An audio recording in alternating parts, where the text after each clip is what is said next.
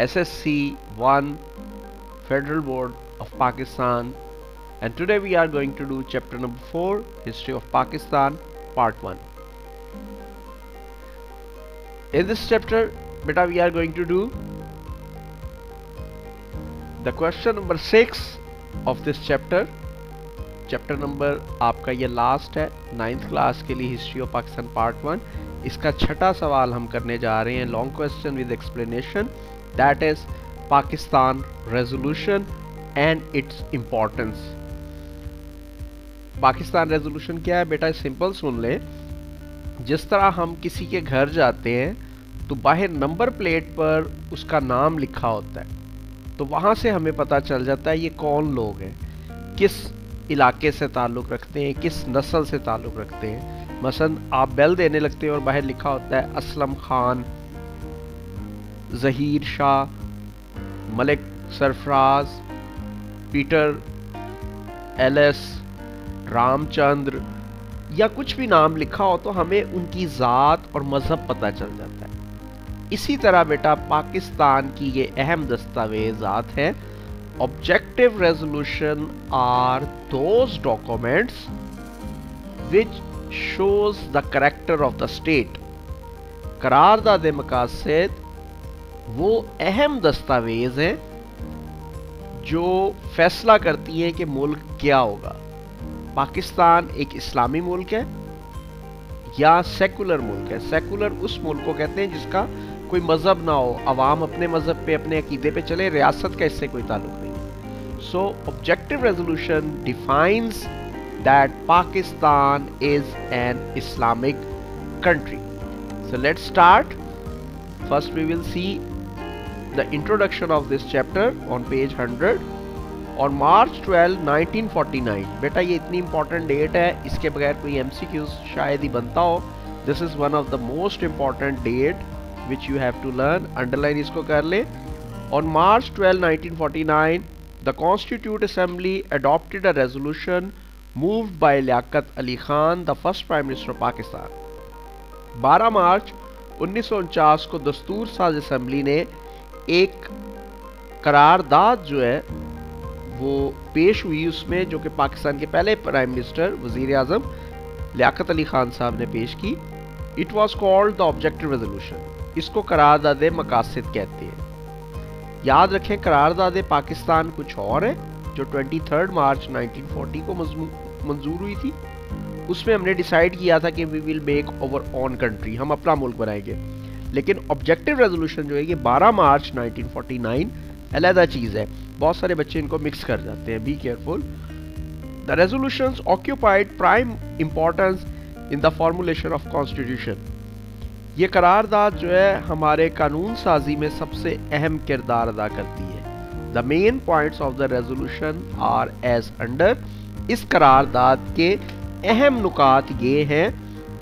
Number 1, sovereignty, इक्तदार आला, मालिक कौन होगा. The sovereignty over the entire universe belongs to Allah almighty and the authority he has declared to state of Pakistan through its people for being exercised within the limits prescribed by him is a trust. हाकमे आला पूरी दुनिया पर जो है, पूरी कायनात पर है, वो अल्लाह ताला की है. और ममलकत पाकिस्तान में जो आला इख्तियार है वो भी अल्लाह ताला का होगा. लेकिन ये इख्तियारात वो लोग इस्तेमाल करेंगे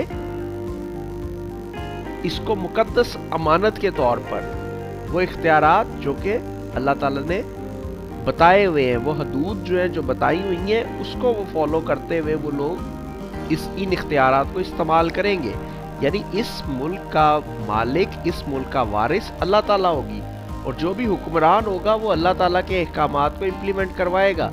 ये नहीं करेगा कि वो खुद हाकिम बन जाए, खुद वो आकाओं जैसी ज़िंदगी गुजारे, ऐसा नहीं होगा.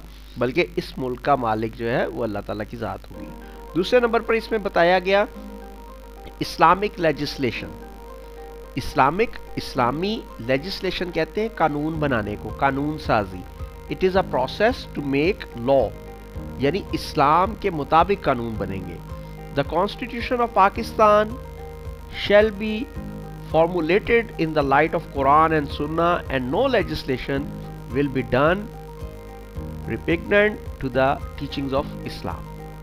पाकिस्तान का दस्तूर जो है वो कुरान और सुन्नत की रोशनी में बनाया जाएगा और कोई ऐसी कानून साजी नहीं होगी, कोई ऐसा कानून नहीं बनाया जाएगा जो इस्लाम की तालीमात के मुखालिफ होगा। तीसरा पॉइंट, इस्लामिक वैल्यूज, इस्लामी इक़दार को फ़रोग़ दिया जाएगा। The principles of democracy, freedom, equality, tolerance and social justice as enunciated by Islam shall be fully observe. वो बुनियादी असूल जो इस्लाम के हैं, जिसमें जमहूरियत है, आज़ादी है, बराबरी है, बर्दाश्त और माशरती इंसाफ है, वो इस मुल्क में इम्प्लीमेंट होंगे। Number 4, Islamic way of life, मुस्लिम तर्ज जिंदगी होगा। The Muslim shall be enabled to order their lives in the individual and collective spheres in accordance with the teachings and requirements of Islam as set out in the Quran and the Sunnah. मुसलमान जो हैं वो अपनी ज़िंदगी को इनफरादी तौर पर और इज्तमाई तौर पर इस तरह बनाएंगे, इस तरह ढालेंगे कि वो उन तालीमात के मुताबिक होंगी जो कि इस्लाम चाहता है, और ये कुरान और सुन्नत में वाज़िया तौर पर बताया गया है। नंबर 5 पॉइंट, इस मुल्क को चलाने के लिए फेडरल फॉर्म ऑफ गवर्नमेंट होगी, वफाकी हुकूमत होगी।